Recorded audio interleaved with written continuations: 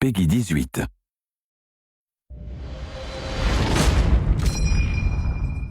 Hello, everyone out there in Facebook world. Welcome to Making Call of Duty. I am Allison Hayslip, and this is the first in a series of live stream shows we are going to be doing for you to give you an inside look at one of your favorite games. We are going to take you behind the scenes of Call of Duty World War II. We are going to answer your questions. We are going to let you meet the people responsible for creating it. It's going to be an awesome series.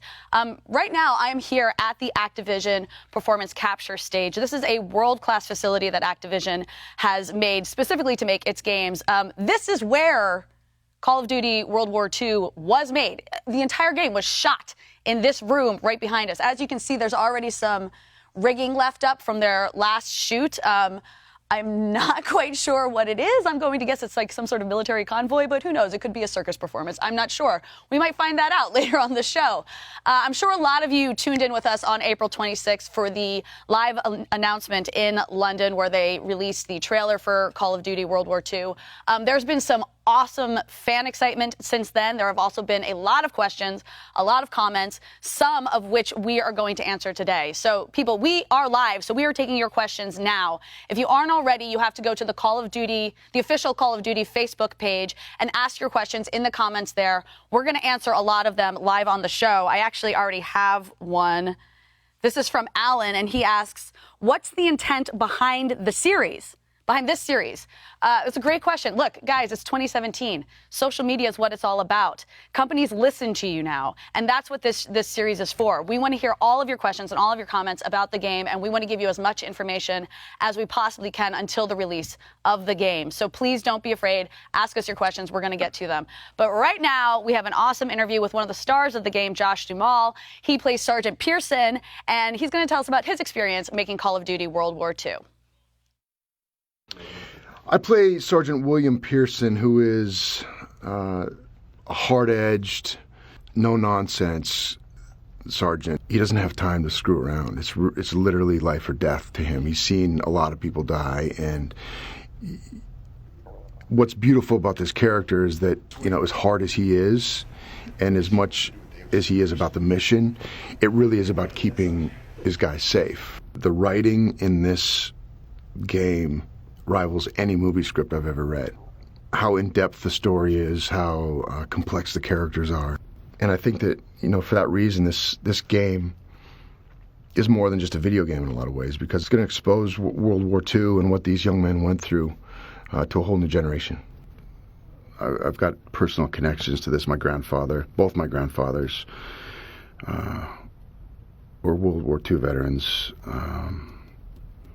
My dad's father was in the Army. My mother's father, who just passed away last year at 95, was a Marine in Guadalcanal. It was something they didn't like to talk about much. They just, you know, they're very quiet. I mean, the only person that was ever able to get anything out of them was my stepdad, who was a World War II junkie. He loved the history of World War II, and he could talk to him in depth about what it was like. And that was the only time that we ever heard him talk about it. So he saw some pretty gnarly stuff. And it's amazing to think that these guys who were 19, 20, 21 years old, you know, from a farm in the middle of nowhere in North Dakota, they were true heroes. My grandpa, both my grandpas were amazing, you know, to be able to function after seeing some of the stuff they saw. I think that people are going to be moved by this game. They're going to be, you know, it's an assault to the senses in a lot of ways. You're going to feel what it was like to have been one of these guys and what they actually were going through. And that's you know, that's pretty cool. You know, video games have come a long way. Welcome back, everyone. Like I said, we are live, so please, please, please send us your questions right now. And with me right now is one of the other actors from the game, Jeffrey Pierce. Hi. Hi. Welcome. You guys, send us questions for Jeffrey, what it's like acting in a video game, which is incredible. Okay, Jeff, tell us about your character in this game. I play First Lieutenant Joseph Turner. He is in charge of the platoon in the 1st Infantry Division, the Big Red One, the Bloody First. Man. And I'm in charge of shepherding these young men through the war to try to get them home safely. Right. Now, this actually isn't your first rodeo with Call of Duty games, correct? That's right. How many others have you been in? Like at least 16 or 17? No. not that many. I did a lot of battle chatter for Modern Warfare. Battle chatter. Oh, yeah. What exactly is that? That's sitting I in can guess what it is. You sit in a booth for about 4 hours and yell commands that is going to scream into the player's ear. Right. And then I played Merrick in Ghosts. And then I did a lot of bits and pieces for Infinite Warfare. Nice. So what stood out about this Call of Duty game in particular for you? I think that what we're trying to do here is a step above what has been done in the past. The technology has reached a point where you can really achieve cinematic scope, and you can get the detail of performance in ways that you never could in the past. I think this is one of the first games that will be solely released for the new platform of games and really use those engines at a level that they haven't been used on yet. And when you can do that, you can tell story in a much more effective way. You can get emotion, you can get connection between the player and the characters in ways that haven't been possible in the past. It's really exciting to do that. Nice. Yeah, so we have a couple questions from people who are watching live right now. Michael would like to know, what's it been like acting in a video game? Is it much different from acting in regular media? It's different from acting in TV and film. Yeah. In that you're in a situation where you're not shooting close-ups, you're not shooting coverage, you're not spending 4 hours on a scene. Right. You come into a scene with 6 guys in it. Everyone has to be on their game because this entire arena is surrounded by cameras. So your performance is being captured the entire time. It's almost like performing in the round. Yeah, and performing in theater in general. Yeah. You have to be there and be present and be there for the other actors on the stage every time out. Right. Which makes it shorter days and very satisfying work. Nice. Okay, we have another question from Matthew Gomez, who asks, how much fun have you had with researching the history behind World War II for the role? I mentioned earlier that I've spent, from the time I was 5 years old, I wanted to do a World War II Really? movie or TV show or something. Yeah, it's kind of like every little boy's dream, isn't it? Oh, To do absolutely. some sort of reenactment. Well, you get the sort of the weight of that story, and you see how powerful it is, and you want to be a part of something Right. that epic.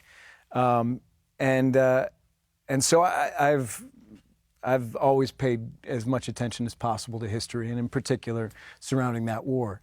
To sort of have the chance to embody it has been really, really special. Nice. All right, we have another one from Alex, who asks, what's it like working with Sledgehammer Games? The Sledgehammer. studio that worked with Activision Oh, yeah. to create this game, yeah. These guys are amazing. On a steady basis, we work with. I think you're going to meet Brett and Chris Stone shortly, and they are the guys who are shepherding us, directing us through the process here. And they are detail oriented. They want to get it right, and they want it to be excellent. And that sort of bar is extraordinary. And they're, it's committed to the degree that we'll go back a month later and get it right if we didn't get it right the first time. Oh, really? Oh, yeah. You guys get reshoots. Yeah, when we need them, which is rare. That's like, can you actually talk a little bit about, because I know that this game's all about brotherhood and the camaraderie between the guys in the units, but I feel like a lot of the actors on set actually had that in real life. We got really lucky. We walked Yeah. in the first day, and it felt like we'd known each other for 10 years. We've been working for a year and a half together, and this sort of bond that you get there is nothing like combat. Yeah. There are no parallels. But in terms of being able to come together as a group of actors and commit to doing this at as high a level as we possibly could, we bonded over that and really leaned on each other to make sure we were getting it right. And I found every single one of them inspiring to work with in different ways. It's really been special. Nice. All right, we have another question from our live audience right now. Shanti Holmes asks, how does it make you feel while playing the game to hear your own voice giving those orders? Oh, I guess not this game in particular, but in your previous Call of Duties. In the previous, Do you play them? Yes, I do play. You do? We watched the trailer, the sort of first iteration of the trailer, probably 4 months ago, and then it finished, and I said, my nephews are going to think I'm the coolest uncle in the entire world. You get a lot of cred. Yeah, it's fun. I mean, and I don't see them as much as I would like to. So in terms of connecting with them by being that voice on the multiplayer or the player in the game, it's great. Do you have a moment of going like, I sound really badass? I'm proud of the work I've done on my voice. It has paid off. Nice. All right, we have one more question from our live audience. Stephen Moscoast asks, did the big balls on that uniform get in the way sometimes? Big balls on whose uniform? I don't know, maybe the mocap? Like the things that look like ping pong balls? I think that's what he means. I would imagine. That ever get in the way? No, once you're in the thing is everybody on the stage is wearing that. Yeah. So it's difficult to feel ridiculous. So you either all feel ridiculous or no one feels and ridiculous. then the bar is set and you don't feel self-conscious. Is there ever a moment where you're shooting like a really intense emotional scene and you just have to like kind of look at the person and be like, why are you dressed like this? There have been moments of that, but you really the thing is we work with minimal props. We have weighted ABS resin firearms, but everything else, for the most part, you're using your imagination for. So when you're forced to use your imagination that way, you're able to look past the sort of bulky nature of the costumes, the cameras on the helmets, and all that good stuff. Awesome. Well, thank you, Jeff. We are now going to hear from another one of your castmates, Brett Zimmerman. He plays PFC Red Daniels of the Fighting First Infantry. Thank you. My pleasure.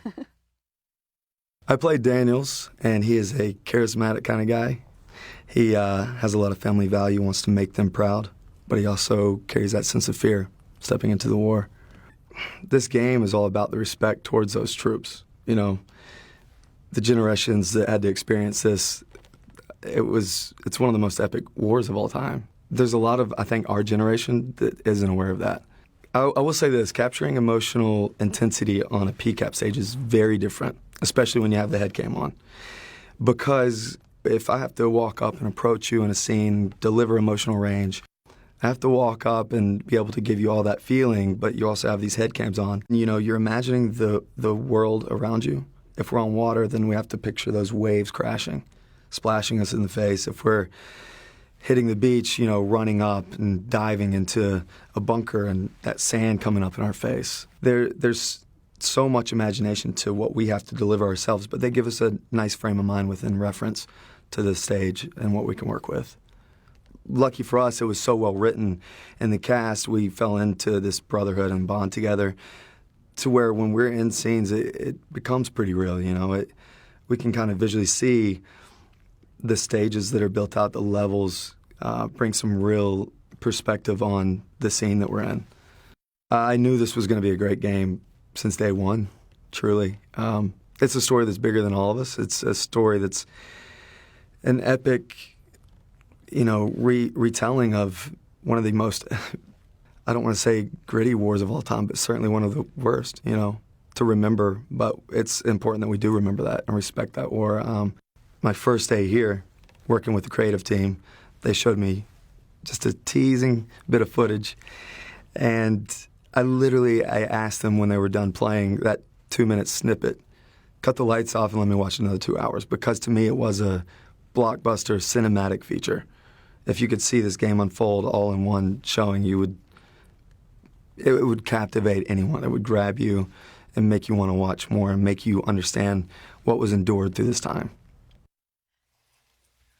We are back, we are live, and we want your questions. Right now, I want your questions about what to do when you are doing performance capture, because we are talking to Evan Button right now. Hi, Allison. This is your job. Yes, this is my job. I feel very fortunate. Yeah. I know. Tell us about what you do. So I'm the producer here. Normally, I'm running around like a chicken with his head cut off. But my job primarily is to coordinate with our development teams and to make sure that our talented work of mocap technicians have everything they need to get the job done. That's what's happening right here, right now with these yes, guys, huh? they're actually working on some data from Sledgehammer Games, actually. Oh, really? This is Call of Duty World War II that's Yes. being worked on behind us. Yes. Spoiler alert, you guys. It's literally being made. So what's happening right here? So actually, Andre is retargeting the performance from when you shoot the performance, it comes out in the software package that we use to capture the data. And then what happens is Andre actually takes that data and then puts it on the Sledgehammer Games rig and then delivers it to the studio so that they can do their magic. Got it. So this was actually an actor. Yes. At some point, and Yes. he's now getting like guns on it and stuff Exactly. like that. Exactly. Oh man, look Yes. at all of this. All right, so can you tell us about the actual stage? Like, what's Yeah, the tech that's going on back So here? what makes it a performance capture stage is, first of all, we have sound abatement, right? So we have an NC21 sound rating, which is the same you would get on a movie set. Wow. We also have ample lighting, and that lighting enables us to capture HMC footage. Without that, you can't capture the face. And then the last thing we have is just the camera system to capture the body. So Nice. that's the full performance capture. Nice. Okay, so we have a couple questions. We have a lot of questions for you, actually. Hope you're ready for this. Go easy. From Go our easy. live audience, Reginald asks, is all the animation in Call of Duty made by motion capture animation? Not all of it. The majority of it is. Yeah. What we do is we give Sledgehammer Games, we give them a good starting point, a good foundation. So we're not replacing artists, we're not replacing animators. What we're doing is Everyone we're giving still them has their job. Yes, Okay. we're giving them a great jump-off point so that they can actually use their artistic ability to bring those characters to life in the game. Nice. Okay, we have another. James asks, how many actors can you have on the stage at the same time? That's a good question, because everyone, you have to collect data from so many points. Yes, yeah. So we've captured up to 12, and Wow. it's pretty difficult on the back end, Yeah. but it's definitely possible. Does the computer read it and you have to sometimes be like, wait, is that someone's elbow or someone else's knee? Like, I Yeah, can't. it comes out until it's all cleaned up and processed. It looks like a bunch of spaghetti. Yeah. How about the face cams? That you can do 12 of those as well? For Sledgehammer's game, we've only captured, I believe, 6 at a time, but we've outfitted 8 of the actors with them. So normally their scenes are about 6. Nice. Okay. William Honeycutt, that's an amazing last name. He asks, what's the hardest thing about motion capturing?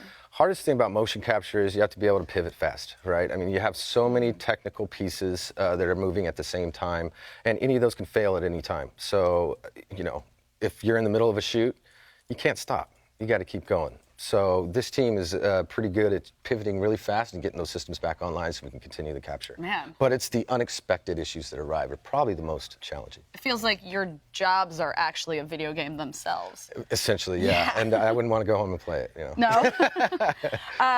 Here, Tatiane, I hope I'm saying your name right, asks, what was your favorite part of the project? My favorite part of the project is actually watching this cast gel and then perform on the stage. That's probably the most rewarding thing, is actually seeing the scenes come together and see the performance happen. Yeah. That's probably the most enjoyable part of the job. Sounds like you guys kind of hit the jackpot with this cast. Yes, yeah, Yeah. they're a really good cast. That's awesome. Okay, Gabriel asks, how long did it take to do all the motion capture for World War II? Well, we've been shooting since 2015, actually. I think that was our like first. so long. I think it was our first shoot was 2015. So Wow. it's been a long process. Which that's kind of insane, because even the biggest blockbuster movies maybe actually are only shooting for like 8 or 9 months. Right. You know? Right. So there's a lot there's- of post, but shooting is done pretty quickly. Right, yeah, but there's also other things that have to come online with the game, right? And fortunately, Yeah. they get a few years to build their game, but there's all types of mechanics that have to come online, and those take time. Yeah. Okay, great. Christopher asks, how many takes do you have to get the scene just right? As many as it takes. Huh. If there's times that I've witnessed where, Sledgehammer Games wants the scene to do another take, and there's times where the actors are like, I could pull a better performance out of that. Right. So it's however long it takes. Does doing another take entail because like data hadn't been picked up? Or, I mean, in an actor's case, it's like, wait a minute, I have something more to give. But for you guys, is it like, no, we missed a certain angle, or we want to grab something else? For us, we're fine, right? Yeah. Because we have 62 cameras out there You're on not the truss. missing We're not anything. missing anything. We're capturing everything. Yeah. How many So cameras? There's 62 cameras on the truss out 62 there. cameras. Yeah. And it's a 60-foot by 30-foot volume. No one's getting away with anything out there. No. That's awesome. All right, I have another from the audience. Tyler Cole asks, do you turn the temperature way down to shoot the winter scenes? It's already really cold in here. It's already cold in here. You know, a lot of these scenes and a lot of these moves that these actors are doing, sometimes they're pretty intensive. And so we can't have it hot in here at all. Right. Also, some of the technology is pretty finicky. So we try to keep it so that nothing overheats. We try to keep it at a nice, cool, So the more accurate question would have been, do you turn the temperature up for the summer scenes? For the summer scenes, no. Which is no, because then the tech doesn't work. Awesome. Well, Evan, thank you so much. I think now we are going to hear from one of your coworkers, Chris Stone. Yes? Awesome. Yeah. Sweet. Everyone, this is Chris Stone, who is the animation director of Call of Duty World War II. This is going to be my 24th game that I am shipping over my career, my third Call of Duty franchise game. For World War II, I've been shooting for 3 years, coming up on 3 years. So this game is different in a variety of ways. Technology-wise, we're at an amazing place where we're going to get this tremendous emotional performance that's going to come through from the talent into their digital likeness. On top of that, we're using a lot of really great digital technology now where we can load in the game world and have them actually perform on stage within this digital world. They can see where they're moving in the scene. They can see if they're climbing into a Jeep or they're climbing up onto a tank, and what they're doing, they're actually seeing that performance on the monitors there while we're shooting it. So believe it or not, this is the back of a big military truck where they're going to get loaded in, and we'd be able to see on that monitor exactly what that would look like in the game. We're kind of doing our cinematography right here live on the stage while we're shooting, which is amazing as a director to be able to just move your talent around and move your camera around and be able to see virtually what that's going to look like in the game exactly. So in performance capture here on this stage, we're shooting 3 very specific types of data at once, and all 3 of these pieces of data are perfectly in sync. So we have the audio capture, which is going to be all the line delivery. We have the facial capture, which is going to be everything that happens on the character's face during the course of that shot. And then on top of that, we're getting the actual physical body performance, right? So it's them moving around in the volume or them climbing up into a truck or getting out of a tank or whatever that is. It's going to be getting that body performance as well. And so when I leave the stage, I leave with those 3 pieces of data for every single shot, for every single character. And all 3 of those pieces get assembled into one beautiful scene. On Call of Duty World War II, we're doing a few things differently than we've done before. For one, we have more cameras than we've shot with before, so we're getting a much higher resolution of data and all the capture that we're getting with all the characters, which means that it's going to be even more true to life. On top of that, the facial capture that we're getting for all of our talent is now using a stereoscopic camera system.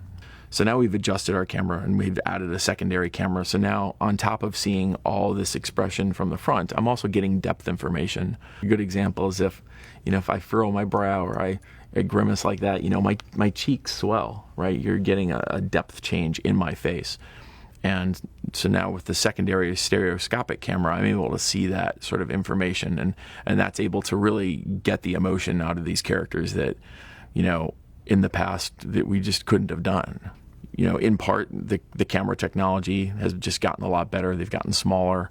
And so we've been able to adjust those positions and add that additional information to really get great performances out of the talent here in Call of Duty World War II. Hey gang, we're back. We are live and we are nearing the end of our show. So if you haven't already, please get us your questions because we want to answer as many as we can in the time we have left. And this is really exciting. Get us your questions about the actual story of the game because right now we are talking to Brett Robbins at Sledgehammer Games, who's so busy he couldn't even join us in studio. We have him Skyping in from Foster City. How's it going out there, Brett? Hey, it's going good. How you doing? Good. I'm good. This has been exciting so far. So what can you tell us about Sledgehammer Games? Well, we're working hard. All of us are working around the clock to get this game done. I personally, I'm the creative director on the campaign, so I am directing the game design and a lot of the narrative and trying to tell a great story and make a really fun game. Nice. How's your experience been different in developing this game than in previous games Sledgehammer has done? I think the big difference is trying to be very authentic and do a ton of research. World War II was such a huge, amazing conflict that you don't want to get it wrong. You want to have all the little details right. So yeah, just working really hard with the research team and the designers and the story guys to do it justice. Nice. Okay, so last month at the Reveal live stream event, you actually mentioned that there would be women characters in this game. Now, lots of fans have been asking whether or not that is historically accurate. What do you think about that? It is historically accurate.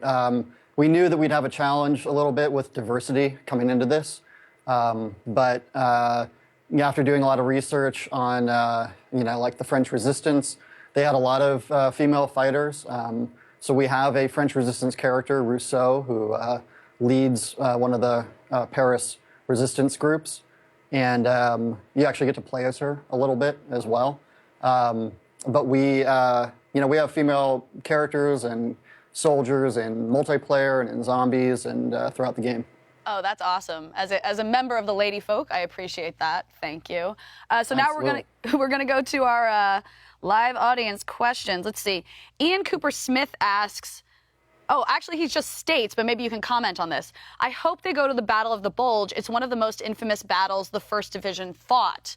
Are we going to see a bit of that? I'm not sure I'm supposed to say this, but I'm going to say it anyway. Yes, we go to the Battle of the Bulge. You guys, we got an exclusive here. Making Call of Duty is now a huge hit. Awesome. Thank you for that. That's exciting, too. Yeah, it was a huge conflict. It's a huge battle, and we had to include it. You must have felt a lot of responsibility, too, taking on one of the biggest battles in modern human history. Absolutely. And again, that comes back to the research, trying to get it right. Our story interweaves between a lot of historical moments like that. We also have the battle, the invasion of Normandy is one of the huge moments in the game. And, you just have to make sure you get all those little details right to do it the right way. Nice. Okay, Brandon Harris has a question for you. He asks, did you ask previous veterans for advice to be sure that the experience was authentic? Yeah, we had the good fortune of working with our military historian who works closely with veterans, and so through him we were able to get a lot of insight into their experience and their personal stories.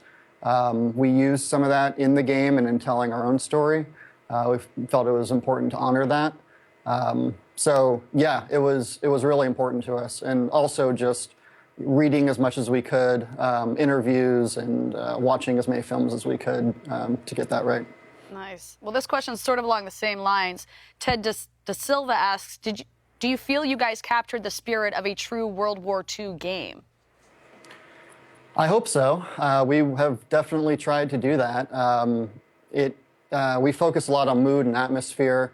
One of the things that's maybe a little different about this game is this isn't about a super soldier. This isn't about a tier 1 operator. These are 19, 20-year-old guys who are going into combat for the first time.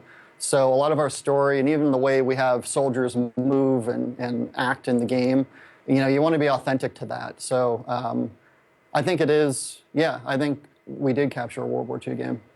This could be relevant, but John Ball asks, what's the hardest part about making this game? I think it's walking that line between authenticity and making a big cinematic blockbuster, which is, of course, what Call of Duty is. So, we had to kind of not go too far in either direction. You don't want to get, lost in the weeds of little details. You don't want to do something that's too over the top and throws people out of the experience. So I think it's really that push and pull of trying to create something very believable, but also very exciting. Okay, we have a couple questions about actual gameplay. Neil Patel asks, will we be able to play as the Axis Force in the story mode? I can't really talk about that directly. But we can't have too many exclusives on this show. That's right. So let's leave that one a mystery. All right. Hopefully we'll find out later on in this series. Corey Cooper asks, will the campaign have gore? We do have gore in it. It's a mature rated game. We try not to be gratuitous with it or anything, but it's important that you show what war was really like. Yeah, World War II was gory, so. Yes, absolutely. All right, Christian Colquitt asks, will there be health regeneration? No comment yet. Oh, because you can or you haven't decided yet.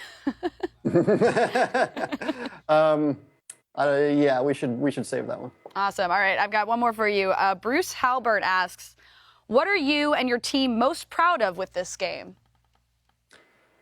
I think for me, it was really in the game design and the story. Working with the actors was phenomenal.